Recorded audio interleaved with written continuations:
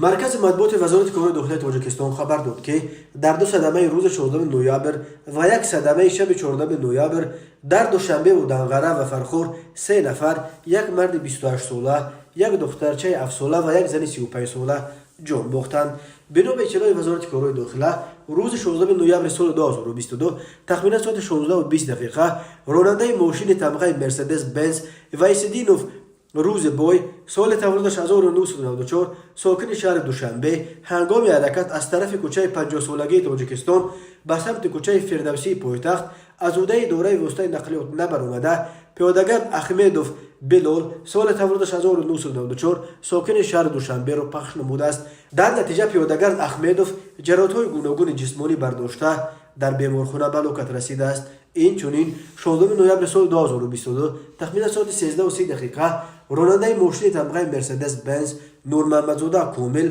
سال تولدش 1974 ساکن شهر دوشنبه هنگام حرکت در شهرهای دوشنبه کولوب در حدود دهه رازیان نویه دنغره از عهده اداره واسطه نقلیات نبرآمده نابالغ سعید و میرانگیز سال تولدش 2015 ساکن نویه مذکور را پخش نموده است. در نتیجه نابالغ سعید و جراحت‌های وزن جسمانی برداشته در جای حادثه به هلاکت رسیده است. بنا به خبر دیگر وزارت کار داخلی جمهوری تاجیکستان شب 14 نوامبر سال 2022 تخمینا ساعت 23:30 راننده ماشین تمغه اوپل زفیره شیرعلیف شوکر سال تولدش 1985 ساکن نویه فرخور هنگام حرکت در حدود جماعت دیوات گلشن امین نویه از عهده اداره واسطه نقلیات نبرآمده به ماشین تمغه دونفنگ تحت اداره الیف اسرائیل سال تولدش 1997 ساکن نویه مذکور برخورده است.